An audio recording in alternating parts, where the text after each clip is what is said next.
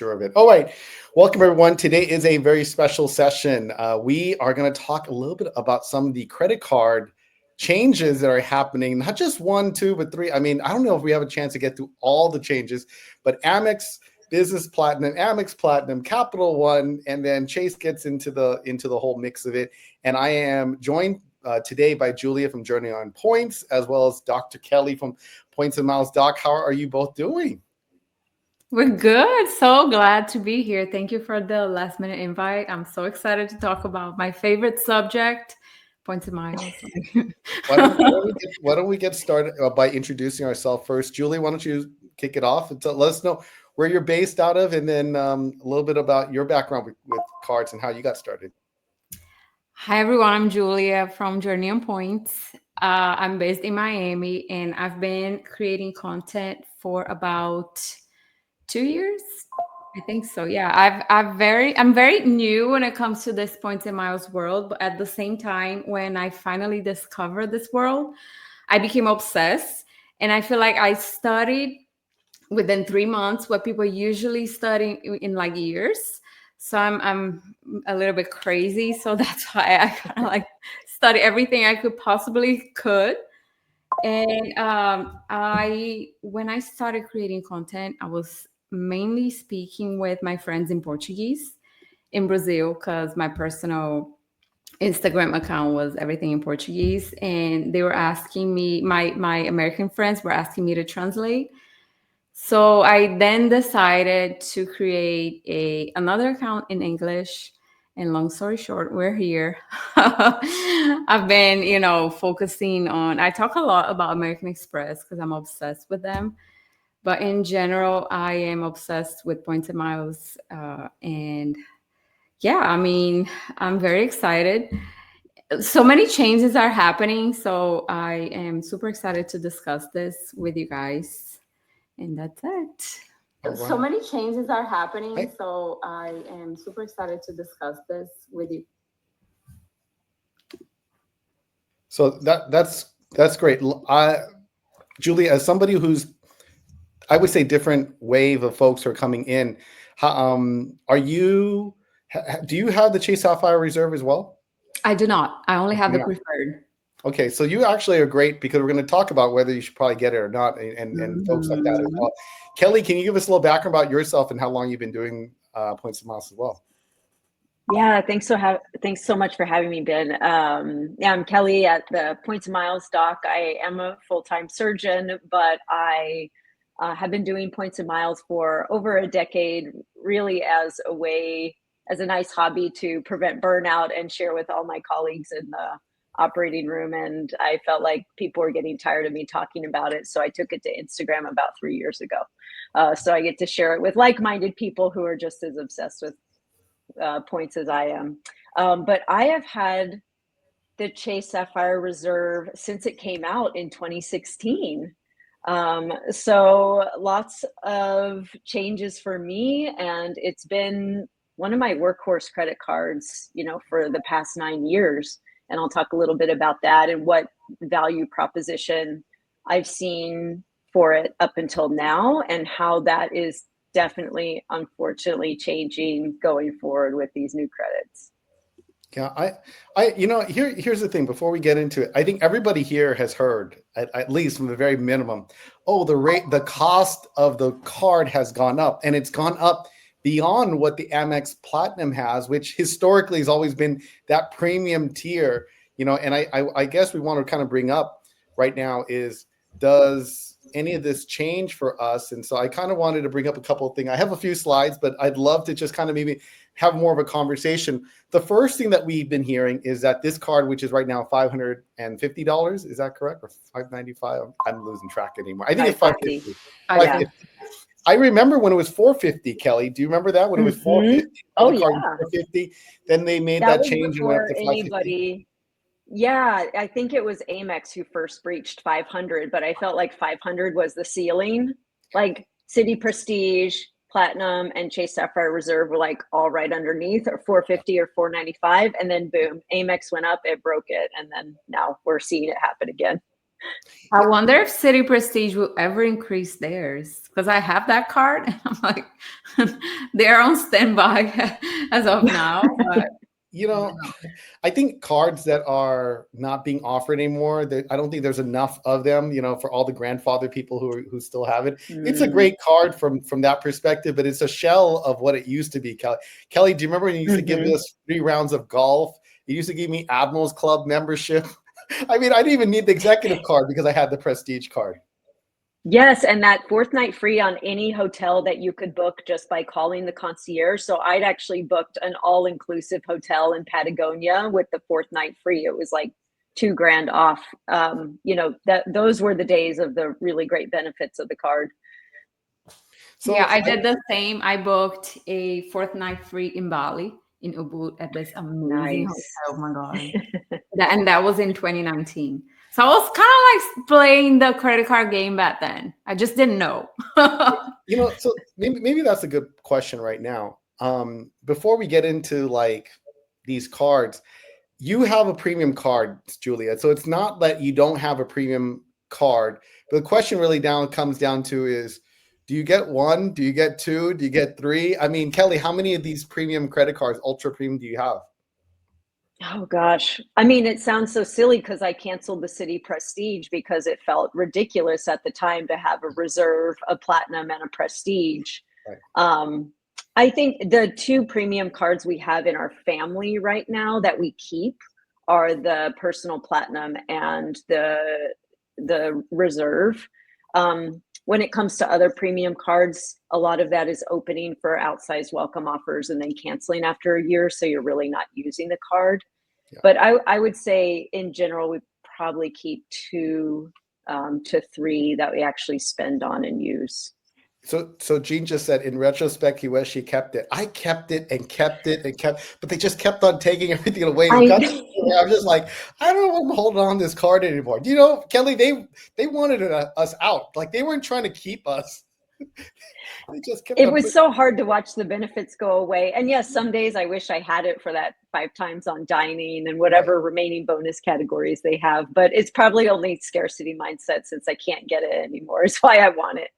Okay, let's get to the card a little. So let's talk about the new changes that are coming. And the reason why we're having this call now is because June 23rd is going to be a big date, which is a week from now. So I wanted everybody to kind of get this information up front and decide, in the next week, what should they do? Should they keep it or not keep it? Should they apply for the card? Should they apply for under the old? Because if you apply under the old, hey, you can still get the $550 fee if you apply in the next week, and get $550 versus $795. So you get a whole year of saving roughly, $150, $145. So that's something to consider. The big thing they're making a change is that they're moving away from earning 3x and they're increasing to 4x.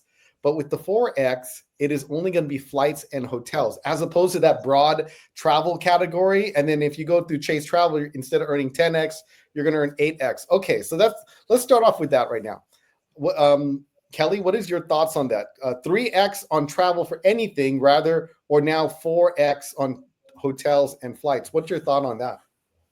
Yeah, the 3 times on travel for me was the big workhorse on this card. And if I look back, because they break down your spending categories, I think 95% of my spend, even in the Chase system, was the 3 times X on travel because it's just such a broad category. So it really hurts to lose that. I already, I'm not that impressed with 4 times on flights. To break it down and make it harder to use is just a big loss to me because I book a lot of trips through we love safaris, but safari operators, if you book cruises, those cruises counted for 3x. If you book through a travel operator of any kind who is putting together your trip, it's 3 times travel. Since I use my points to offset premium airfare, we often spend our money on the ground experience through some kind of tour company. So for me, that's a big loss. I don't care as much about booking directly through the brand. And of course, most of us don't enjoy booking through the Chase portal at baseline because of inflated prices and sometimes poor customer service when it comes to dealing with issues. So big loss for me. So, And what about you, Julia? Do you like the idea of 3x travel or increase to 4x on the flight and hotel? Like I would think majority of my points have come via flight and hotel, but I do like the broad category. What's your thought on that, Julia? So I have a theory, right? So I don't think it's one size fits all game. Sure, there are facts that the new annual fee will apply to anyone, and we cannot change that. But when it comes to, like, for example, the value of points or the benefits a car offers, um, that can vary a lot from person to person. For example, I use my Chase points to Hyatt. So, and that's me. That's a rule that I have, but it could be different to another person. And what's totally worth it for one traveler might not make sense for someone else. So that's why I think it's so important to look at your own travel goals, habits, and needs before making any decision. So I could be talking about my needs, my goals, my travel goals, but that could be different than yours, Ben's, Yeah. than Kelly's. So in my opinion, it's not one size fits all. And yeah, I mean, I use my Chase points to Hyatt for now. Well, I think from an earnings standpoint too, my concern is nobody's filling this void because the broad category of travel included parking, included tolls, it included cruises. To earn 3x on cruises was big for those who cruise. Vacation Airbnbs, you would earn 3x. So all that goes away now in the new 4x ecosystem. So I don't know if there's another card that really would pick that up. Is there another card in that world that would I have know that Built does not categorizes, for example, VRBOs as travel. Hmm. So we need to be I don't know about Airbnb if Built categorizes as travel. I'm not really sure. I have to double check on that. Although you know what, the ink cards, yes, as Jean mentioned, the Chase ink cards, I think they still have the cousin, to that card on the 3x is still existing on the business side. So I think that's the one that left with at this point now that makes it valuable. But you got to go on the business side to get that card from that perspective. Let's talk a little bit about points boost. I'm going to touch upon it. I actually have a whole thing on points boost, but there's a whole thing now that they're moving away. They're trying to push the travel portal. Obviously, Chase has its own travel portal, and they make money. They sell commission whenever they make a booking there, and they've been playing around with it already. They're saying, if you book through the portal with certain vendors, we'll give you 2x. So there's going to be something new on that coming up as well. What is your thoughts, either one of you, Julia or Kelly, on actually using the portal? Do you use a portal? Do any of you ever use a portal? No. I used to when, for example, when I was very new, when I was beginning, when I got my City Prestige, they were like offering 10x points if you use the portal. And that to me was like, oh my God, that was amazing. Until something happened. And then I had to figure out on my own because the portal was not helpful at all. Plus, the price is so different majority of the time. So I do not recommend, at least for me, from my own research. It is. I can see sometimes the prices on it does tend to be a little bit higher than maybe even booking direct. Kelly, do you try to book through the portal even to earn status? Because I know some folks do that as well. Yeah, I would use it sparingly. I think in two places. One, redemptions where the 1.5 cents was higher than the transferring of points. That could make sense for like Marriott's. It could make sense for some domestic economy flights. And then sometimes would I book cash through the portal to get the elevated offer? Sure, if it was like a low risk, again, domestic flight for which I may otherwise, it wouldn't be the end of the world if something happened. But, again, the portal, just having to look now in the portal to see what kind of value you're going to get is going to completely turn it off. When that floor of 1.5 cents is gone, now my value is going to be variable between 1 and 2 cents, but I have to go look that up to see what value I'm going to get. I don't think they're adding so much complexity here that it's adding in a lot of fatigue that I think people are not going to end up using it. Makes a good point. So they're pushing the travel portal. You got, points on direct flights. There's also dining. Let me ask you on dining, because that's something that a lot of people use the card for dining. There's 3x on dining. Kelly, do you use the portal? Do you use the card for dining? Is that your dining card or is that not your dining card? Yeah, usually the Amex Gold was my dining card, but I would use the CSR internationally because I know there sometimes can be some issues with Amex registering things abroad, and also just if it's accepted abroad. So it's kind of like my backup. But it just wasn't a huge spend category compared to what I was putting 3x on travel on this card.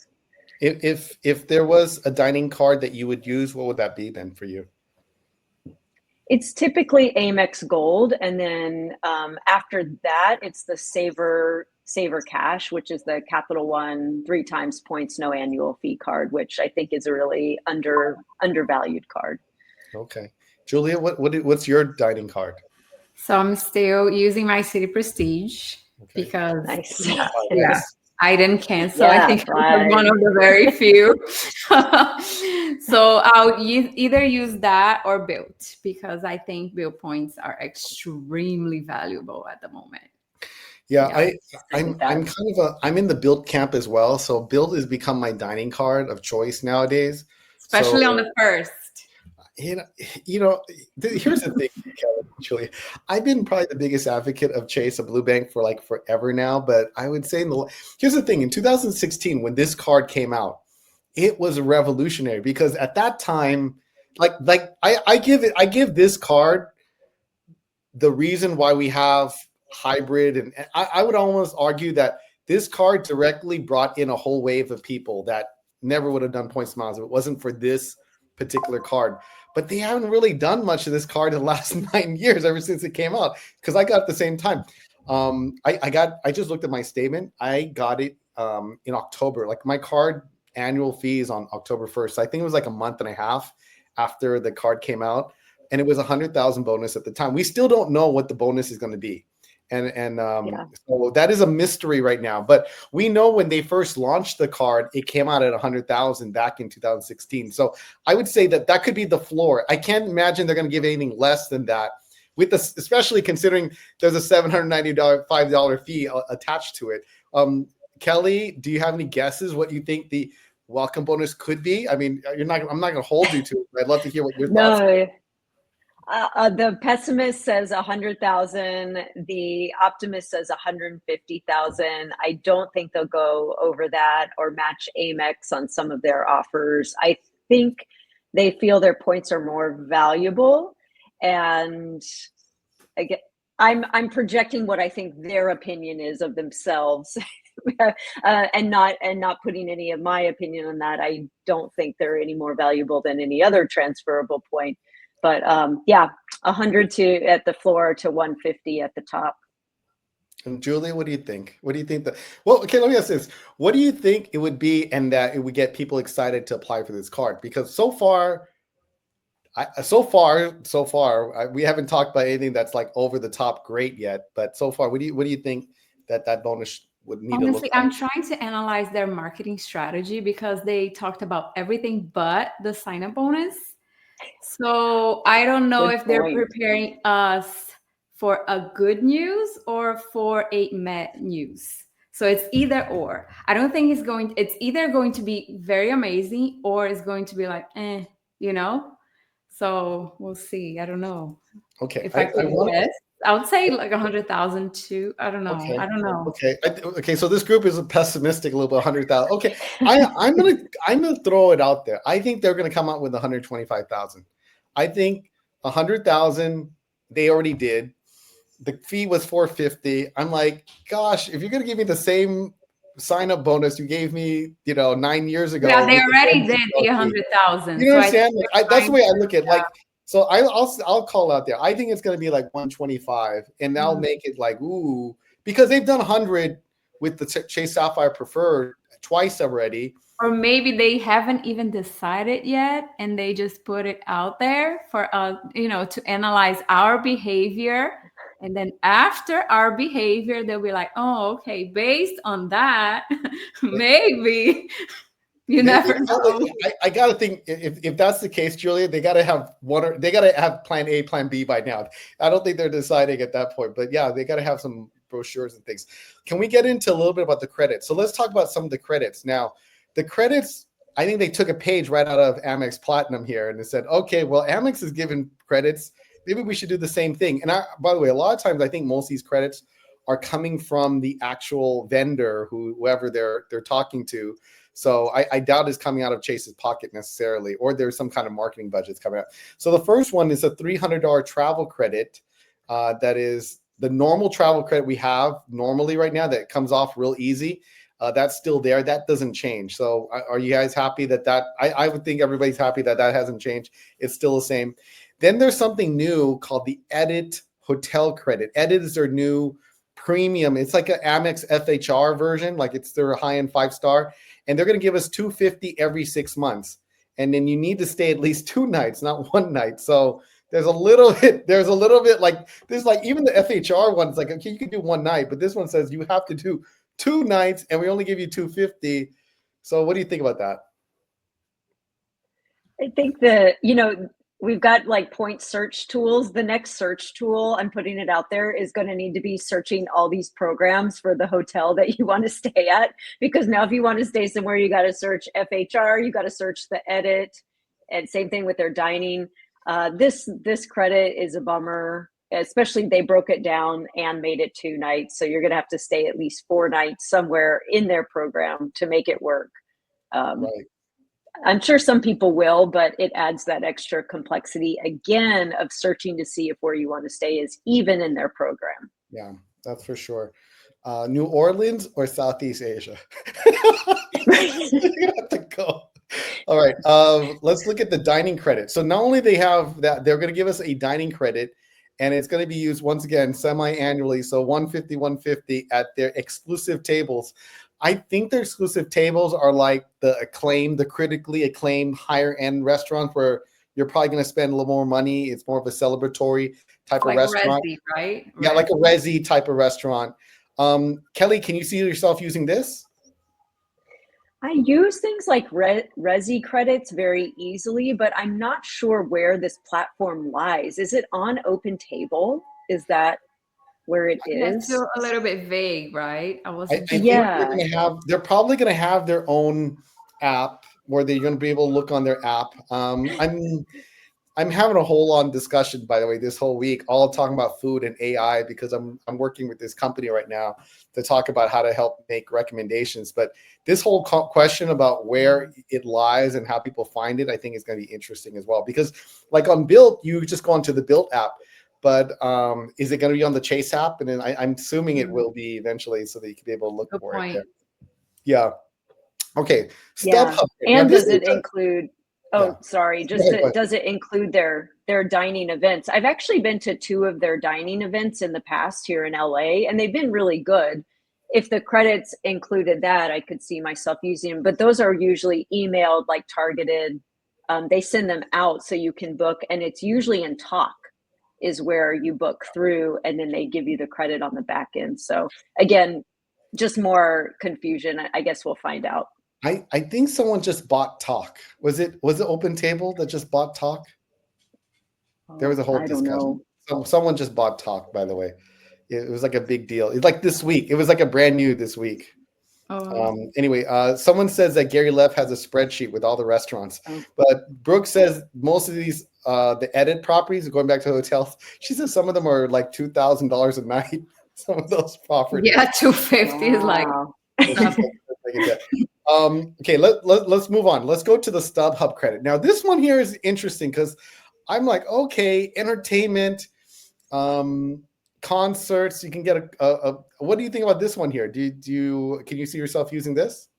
Not me, no. But again, to the point where I say it's not one size fits all. I personally am not excited about that at all, but some people might be. So at least for me, it's like a hard pass. Okay, so there's more credits. Okay, how about a $300 DoorDash credit, $25 a month plus 1 year of Dash Pass membership. So instead of the $10 we get right now, I think they upped it to $25 a month. Now, do you use the DoorDash credit, Julia? Okay, so personally, this is like getting to a point where I'm not a huge fan of, having to track too many credits and benefits across multiple cards. Yeah. I already do quite a bit of that with my American Express Platinum. I have 3 of them, so 1 personal and 2 businesses. So that already consumes me a lot. So having to track more credits, in my opinion, is not something that I'm looking forward to, Oh. being very honest. Well, Brooke is here from Card Pointers, and she would probably say you got to add card pointers on there so keep track of this. Yeah. Let me. I know a guy who can introduce you. Here's the thing about DoorDash, and people always tell me all the time, well, you can go pick, because I don't like, honestly, I don't really care for delivery because number one, it always gets here and it's like kind of semi-cold or warm-ish. Yeah. It's never like, I like to go get it myself. So people are always like, oh, well, you could go order it yourself. I just never do it. Although it can be done, maybe I'll do it 1 out of like 10 times, and I never get the perks out of it that I'm supposed to get. Okay, let's go to the Apple service. Now, this one point on the DoorDash real quick. They already confirmed it's not $25 at a time. It's $5 for restaurants and then $10 each for 2 separate grocery orders. So I feel like we're getting to daily credits, right? They're like $300 credit, but it's 95 cents per day. It's I'd rather they've already stick with my Instacart credit from the Chase Inc. I'm sure someone's going to put in the comments says, Ben, I go to 7-Eleven and I get, all this, Cheetos or something like that. I don't know. What am I getting for like $10? I don't use it. We order, like, I'll use Uber Eats, I'll use Grubhub, I'll use DoorDash. I pretty much just use the $5 restaurant credit a month for like our bread delivery from a lovely nearby bakery. And that's it. I find the grocery ones much harder to use. So it's a bummer. The Reserve used to let you stack the $5 so you could let them build up for 3 months at a time and then use $15, but then they stopped that I think this year. So okay, let's move to Apple. So they're going to give us $250 Apple services. So it's probably Apple TV or Apple Music. Do you use that? I mean, I know I can say that I do pay for Apple, so it's going to be one of the few things I'm like, okay, I can use that. Same. And then Lyft credit, $10 a month, 120 for Lyft. They have a deal with Lyft as opposed to Amex has a deal with Uber. So this one's a Lyft. I usually use Lyft more often. So it's nice to actually get a credit because I always find that, for me anyway, for the way I travel all the time, Lyft is always less expensive than Uber for me. I only use Uber when I go to the airport. So I'll use it that one time where I have to go to the airport and back a month. But Kelly, do you have any comments on Lyft or the Apple services?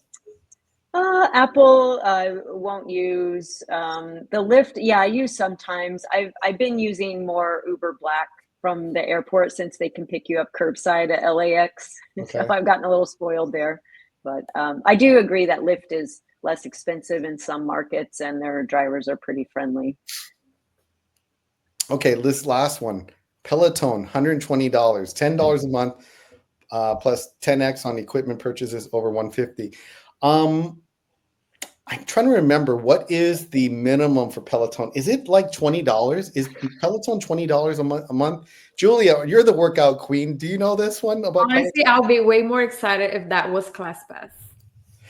You know what? You're right. I would love a ClassPass. Give me a ClassPass because my gym is way too expensive. I would rather give me $150 or something like that. Yeah, give me ClassPass. I would totally do that. I'm a Peloton user. I don't do DoorDash because every time that I need to buy food, I need to leave, because if not, I'll stay home forever. If I do Peloton, if I work out in my home, I'll just go crazy. I need to leave, from time to time. So a ClassPass credit will be way more interested for me. I'm not sure if the Apple's dispersed monthly, but I'm going to assume it is. Everything else seems to be dispersed. So I don't think they're going to give us $250 one time on anything of this. But here's one thing I do like right now, and this is temporary. Right now, you can earn 500 points for working out on Peloton on Hyatt points. You get 500 Hyatt points every time you work out on Peloton. Yeah. And they give me like up to 10 times a month right now. So I'm wondering, okay, well, if it goes in effect right away, maybe I use a Peloton for my Hyatt points for the next 2 months. That's the only thing I can think of. Otherwise, I can't imagine what I'm going to use it for. I'd rather give this away. I wish I can just give it away. Can I just give it away? Can I sign up for somebody who uses Peloton? I wish they had like a spot where we could go and use the credit, if you know what I mean. Yeah. Okay. Let's talk a little bit about points boost. So this whole points boost idea is that the old system of using the portal of 1.5, they're going to move it up to 2 cents on certain hotels, not everyone. But if you have a Chase Sapphire Reserve, if you currently have one and you get the card before the 26th, you're going to be able to move. Your points will still be valid at 1.5 all the way until 2027. But after that, they're getting rid of 1.5. Like you won't be able to, like that whole thing, how we get 50% more with the points, that's going away. They're going to choose certain hotels where you can get 1 all the way up to 2. So there's a little transition period until October 2027. Does this affect any of you? I mean, or would you plan? This is, once again, it's only matter if you use a portal. So if you don't use a portal, this really never use a portal. Again, I always use my Chase points to transfer to Hyatt. So if I'm ever using the portal, it will be American Express portal, and I never use the portal, period. That's my personal strategy. Some people might use the portal and they might think it's, beneficial to their strategy. But for me, I'm not someone who uses the portal, period. Here's my take on the portal. I remember when the City Prestige used to give 1.6 cents for purchases on American Airlines. And I would use the heck out of that, because whenever I'm sorry. And this is just when I bought a ticket, I would be able to, no. I'm sorry. When I was redeeming, I would get 1.6, and then I would also be earning 3x, but I was using it for that purpose, because I was like, I can transfer my City points and it becomes a revenue ticket, and it would help me earn status. So I was doing that for a period of time. I probably would say 2 cents is better than 1.6, and at least 2 cents, because I don't even think Southwest points are 2 cents. I don't think JetBlue points are 2 cents. So if you were transferring it to JetBlue or Southwest, you weren't getting 2 cents anyway. If you were redeeming it for, business class, international, then you were getting at least 3 cents or more. But I think 2 cents for some people may make sense if they're buying cash tickets and if they're flying domestically. 2 cents is not a bad deal. Yeah, 2 cents is a good deal. Yeah. But what I read about this points boost is it's going to be priced essentially dynamically. So they're going to choose when you're able to have that boost up to 2 cents, and otherwise it'll be 1. So again, it's going to be variable, and it's just an extra search you have to do to see where the value lies. All right. Let's talk about these transfer partners, because Julia says she always transfers to the transfer partners. I'll start with this. I'm assuming you already transferred to Hyatt. Do you ever transfer to the airline, Julia? When do you ever transfer the airlines that they have? Ever? Honestly, I literally just use my Chase points to Hyatt. That's right. It. So here's my hypothetical. What happens when Hyatt is no longer? God forbid, but if Hyatt is finish that sentence, I forbid you. You know what? This is the thing. I feel like Chase just rides the coattails of Hyatt. You take Hyatt out of this whole equation, what is a Chase points worth at that point now? How much is it worth if you don't have Hyatt? That's my question. In the whole world of YouTube, tell me, what do you think? Like, what is the value of Chase points without Hyatt? That's why we love Bill points, because we always have Bill to transfer to Hyatt. As an alternative. Why do you think I'm building that up? Somebody said, Ben, if I don't have rent, I'm like, I can't rely only on Chase, because I don't know how contracts, what that's going to look like. And I don't even know if Chase understands how valuable the perception of just having Hyatt is to them. I think that's another thing altogether. So we'll move on from that. But let's talk a little bit about spending. So they want to have a spending component. We see this in the Ritz-Carlton card. We see this on the Amex card. They've kind of put 75K as that indicator if you're a high spender. So they said if you spend 75,000 on the Chase Sapphire Reserve, you put a bunch of stuff on there. I'm assuming a lot of travel becomes your travel card and earn 4x. You will get IHG Diamond status, which is actually a pretty good status because it's their top tier for IHG. Kelly, Julia, have you guys ever stayed at a Kimpton or Intercontinental? Do you do any of those? Kelly says yes. You do? Yeah. We're in the IHG program. I think it's a nice program, and you can get good benefits and even nice like upgrades, even with their second tier status. So, but it's easy enough to get the diamond status through even like paying for Intercontinental ambassador status, and so it's not incredibly exciting for this amount of spend. Okay. But then they also gave you Southwest A-list status. So you get A-list. You'll get which means, by the way, you get a free bag. I'm going to assume it's going to give you seat selection. They haven't said, but I got to think if I'm an A-lister, shouldn't they give me a free seat if I'm an A-lister? Have they made an announcement on that yet? Are they still making you pay for bags and then you get a reimbursement if you have the A-list status? No. Okay. By the way, this is how they're doing it. I'm not in Southwest. My wife just flew. My wife just flew Southwest this week. You know what they're doing now? They do not have a way to give you to charge you a bag online. Okay, they don't have that ability. So you have to show up and pay for the bag when you check in, by the way. That's when you pay for your bag, is at check-in. They have no online, like you can't pay in advance and show up to know. You got to pay on spot. So they want big lines. Yeah. Is that what you're saying? There's going to be a line and people are going to have to pull out their credit card to pay, and then they're going to weigh you. And on her way back, man, they were sticklers. They said she was off because she had her pillow with her. She was off by 3 pounds. So I didn't even know her pillow was 3 pounds, but she had to carry her pillow on because they're like checking right now, because they can charge. I think it's 35 for the first bag, 45 for the second. If you're overweight, it's like $100. Wow. So we'll see. So priority boarding, free check bags. I don't think they're giving free seat selection just yet. I don't know. But we'll hear probably more about it. And then they're going to give you a $500 Southwest credit for bookings made through Chase Travel, not directly. You got to make us do their travel. Man, they really are pushing their Chase Travel portal. They're like, you're going to come to us for everything. And then $250 at shops like Dyson and Tumi and Tumi. Yeah, they give me $250 at Tumi. I'm like, give me $1,000 at Tumi. All right. Exactly. A Dyson. You can get anything like a handle there. All right. Lounge access, that remains unchanged. Kelly, Julie, have you visited any Chase Sapphire Lounge? I just went to my first one this past week. Yeah, same. I was in New York, and since I don't have the CSR, my friend had it, so I was able to get in for free. At the JFK one? Do you go to JFK? And we actually visit 4 lounges. On this day, we were just bored, don't ask. But honestly, the Chase Lounge was my favorite by far. Yeah. So that actually made me consider applying to the CSR, but that was before these changes. So now I'm like, is that annual fee going to be worth it? The lounge visits, even though if you have Priority Pass, you can access a Chase Lounge 1 time per year.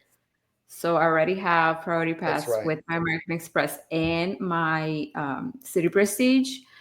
So that 1 time a year that I decide to access the Chase Lounge, I can do it through Priority Pass. So I don't know. And what I've read, and yes, I go to Boston frequently, and that's one of my favorite lounges in the US is the Reserve Lounge there. But you get in 1 time per Priority Pass card that you have. So you can, if I'm like, I'm going to go to Boston, okay, maybe 5 times in a year, I have probably 5 Priority Pass cards. If I activate them also, I can just run through if I'm going to be in a Reserve Lounge. Yeah.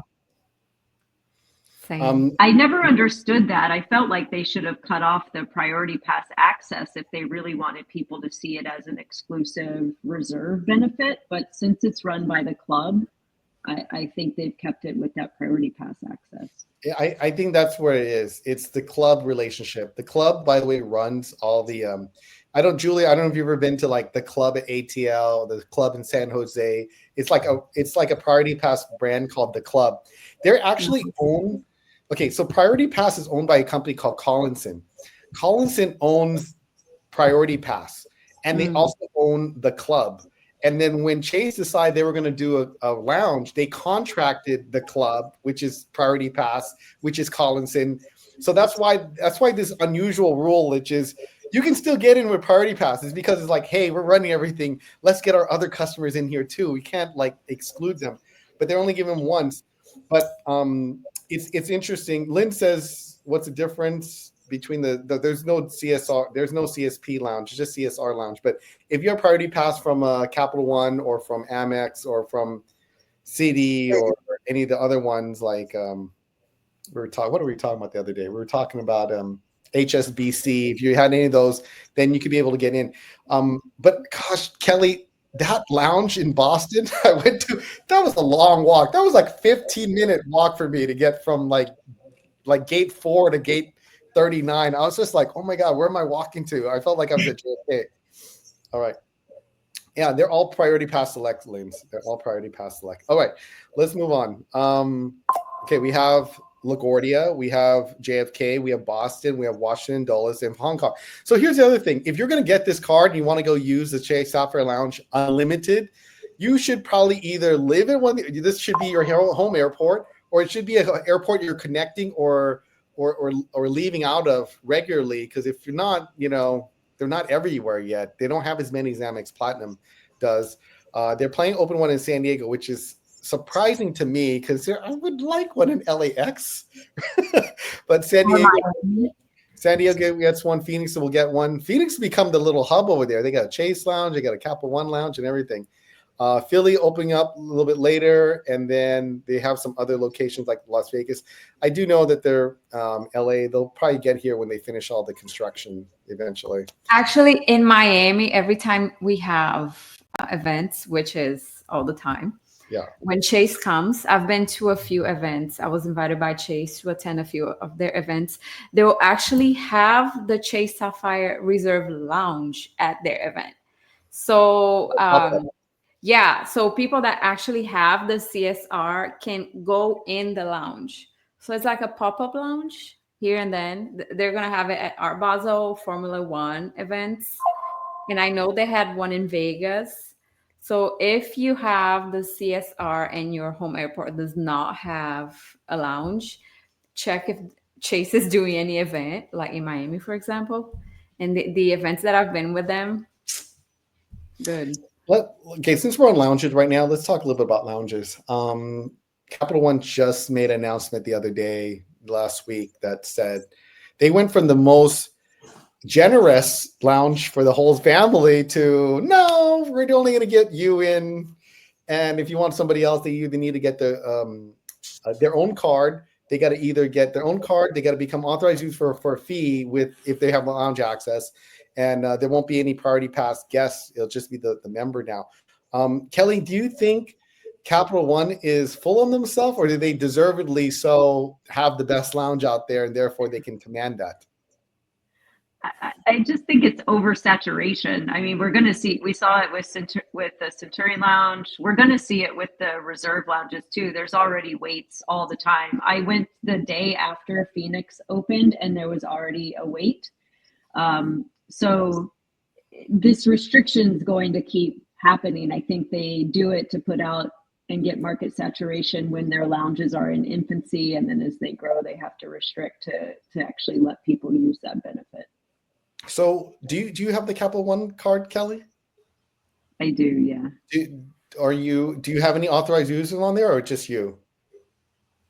I do, my P2, but we would sometimes go to the one in Dallas, but I don't think we'll do it enough to keep the authorized user lounge access on it. Here's my take on it. The more and more I thought about it, I actually said to myself, they just want everyone to get their own card. They're just out of the whole authorized user for free market anymore. Yeah. Like they're just going, you know what? If you want to come in here, fine, get the card. Because in the end, ultimately, that card is $395. They didn't increase the fee, which I thought, okay, here's the thing I thought from the whole time. The first time I ever walked in the Capital One Lounge, I said to myself, wow, because I usually go to the Dallas one as well. And I remember looking, I'm like, wow, the food's better. The grab and go is priceless. And I said to myself, I'm like, why would I need to go to the even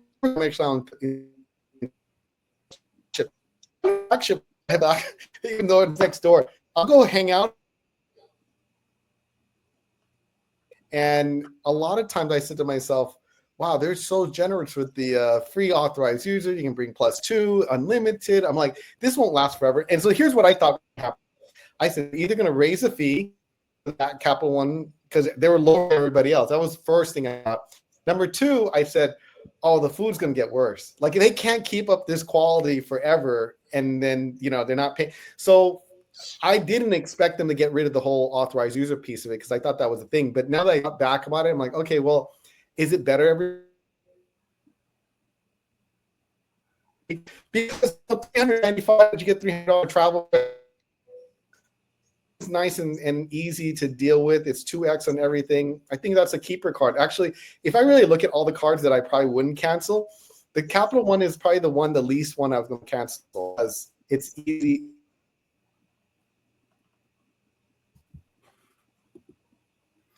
Okay, so we got the platinum status, by the way, for all card members who have this.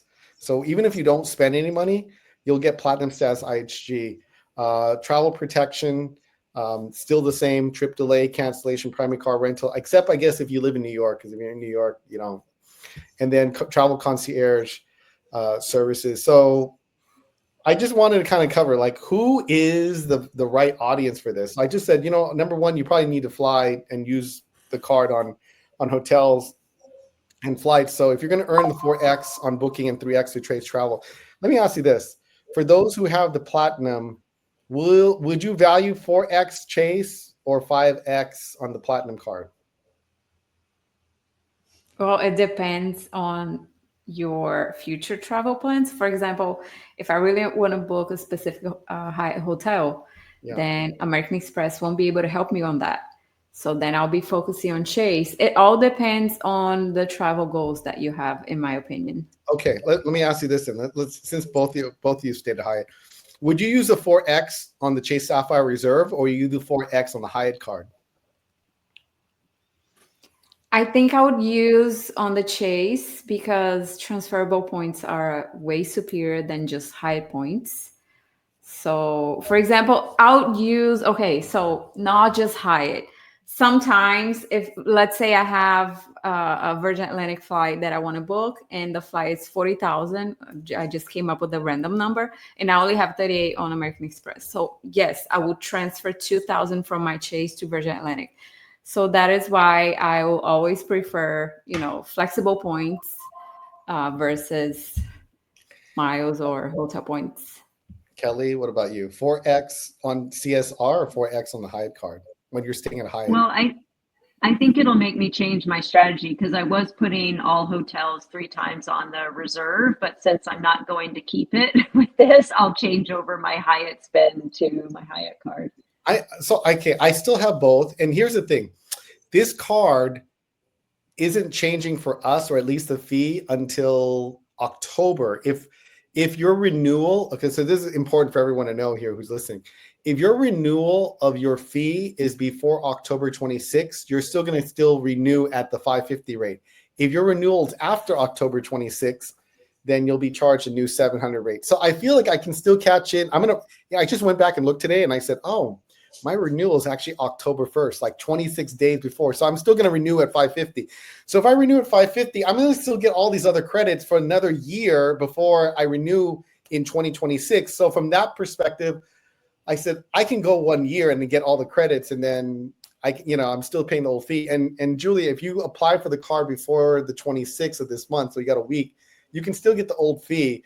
So I just want to make sure that those people who have the card don't just go out and cancel it, that they understand that it's still getting the old fee if their card is renewing before October 26th.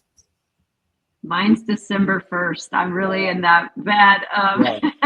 I get a month of benefits and then it's got to go. No. Yeah, that makes sense. I know. That makes sense. Okay. And well, now, by the way, they also made some changes. They got rid of the you can't have two credit cards. You can't have a Chase Sapphire Preferred and Chase Sapphire Reserve to make room for this, because they were concerned a lot of people who had the Preferred couldn't get this card. So they're going to end that restriction, and they're going to allow you to be able to get both cards if you qualify. So they're going to do this whole pop-up jail that Amex does and says when you're filling out the app, oh, you're not going to get a bonus. So they're going to look at some things. What do you think about that, Kelly? Yeah, I mean, that's great. That's great for people who want the opportunity, who are for preferred users. Somebody just asked, are you going to product change? I will product change because it's such a long credit line. I think I can change it down to the Freedom. I'm not going to change it to the Preferred. I don't find a lot of value out of Preferred. I'd rather spend on Built rather than the Preferred. I love that you're going all in on Built. It looks like you're leaving the whole Sapphire family then. I still have my ink, so I will put my 3 times travel on my ink Preferred until that goes away, and then I'll use the Amex Green 3 times travel, because a lot of people forget about that benefit. It's not as wide as the 3 times travel on the Reserve was, but it still captures a lot. So it's a great mid-tier Amex card. Yeah, absolutely. All right. Who should skip the card? Maybe infrequent travelers. If you're not staying in hotels much, maybe you probably don't want it. If you're looking for a cashback card, or you don't like tracking all these multiple credits, if you want to keep track of the credit, I would encourage you to get card pointers. I'll drop the link in there if anybody wants it. And then if you're booking direct, it seems to be kind of anti-booking direct. You know, they're kind of like, yeah, we want you to book through the Chase Travel Portal. It seems like all the perks come out of that. So those are some of the things I wanted to bring up. So if they are looking to apply before June 23rd and lock in the 550, you can be able to do it and still get the 1.5 redemption, because that is going away. And then we may get now, if you do it, you may end up losing on this large sign-up offer, because right now I think the offer is 60,000. So easily, I think the new bonus is going to be at least 100, because I don't think you're going to get any lower than that. So it'll probably be 100 or higher. So you're giving up 40,000 points or the $200 fee. So keep that in mind. And then you can still product upgrade from a Preferred before June 23rd, lock in the benefits. So those are what's going on with that. All right. Do we have, I know we're kind of at time. I think we're almost like we're at the hour mark. Julia, Kelly, are there any things you want to add to this discussion that maybe we haven't covered already? I actually wanted to ask you, do you think that, so for example, like me, right, when I visit the JFK lounge and I love the Chase Sapphire lounge, I thought it was the best. Do you think this credit card is worth it just for lounge access, nothing more, like for someone who doesn't value tracking all the benefits? How often do you think you're going to JFK that lounge? Not that specific lounge. I've never been to the one in Boston, for example, and I heard it's super nice. Which other? When you said you went to 4 lounges, now I'm curious, Julie. What are the 4 other lounges the 3 other lounges you went to that you said this is the other? I'm curious now. So I went to 2 of the Delta lounges, and then I went to the Centurium, which was the lowest on the list. Really? You didn't like the speakeasy thing that they got over there going on? No, not a fan. No. It wasn't like, I don't know, it was my least favorite. And I'm obsessed with American Express. I mean, if you check my account, you know. But that lounge wasn't it? Yeah, no. So then we visit 2 Delta lounges, the Centurium and then the Chase lounge. The Chase was by far the best. Interesting. Yeah. I haven't made it to there because it's in Terminal 8. I'm only flying out of Terminal 4, and it's a long walk. And so I'm usually hanging out at the Soho lounge or some of the AA lounges typically there. So I can't speak to either one of those there. Okay. Do I think you should keep it for that? No. I don't think you should get the card just for that. I honestly, I still think the Capital One lounges are better than the Chase lounges, in my opinion. So I do not, I don't think, and the fact that they still let you in with your, so if you had a Capital One and you had a, if you had a Capital One and you had an Amex Platinum, that would give you 2 entrances into the JFK lounge if you happen to go into. So I would try that. And then if not, then potentially pay your way in. Actually, you know what? I would say, I didn't bring this up, but I'm going to say that I think it's on my other slide. But if you have a Marriott card, I think personally the best card out there, it's the one I least amount lower than the Capital One, but I have the Ritz-Carlton card, and the Ritz-Carlton card I still think is the best lounge card out there. And by the way, if you go, here's the thing. Do you have a Marriott card, Julia? I don't know if you do. No. Okay, so it's a 2-step process. It takes 1 year to get this card. You got to get a Marriott card first. And right now there's a good Marriott card. Like if you go get like the Boundless card from Chase, they're giving 5 free nights right now, and they're worth 60,000 points a night. So that's 300,000 points worth of points, and it's a $95 card. You keep it for a year. When you get to renewal, instead of renewing the card, you can upgrade the card to Ritz-Carlton. And then when you upgrade it, that is actually a higher tier card than the Chase Sapphire Reserve, even though it has a $450 fee. And they give you unlimited authorized users, and they give you unlimited guests in the lounge. Wow. That's so good. Even if you have you and your all your workout friends, you guys all like, they could be all your authorized users. And when you guys all do girls trip together, next time you go to Wits, you could be able to all go into the JFK lounge next time. I love that. All right. Kelly, do you have anything else you want to add before we wrap up? I appreciate your notes. It was a lot of info to cover within the same day of release. So thanks so much for doing this so that I could learn a lot too and get a nice recap of everything that's changing. That's great. Thank you both for joining. Thank you for joining on YouTube, on this channel as well. Folks, go ahead and follow Kelly, Points and Miles Doc. They're wonderful, as well as Julia, Journey on Points. They're the best in the business. Thank you, everyone. Appreciate it.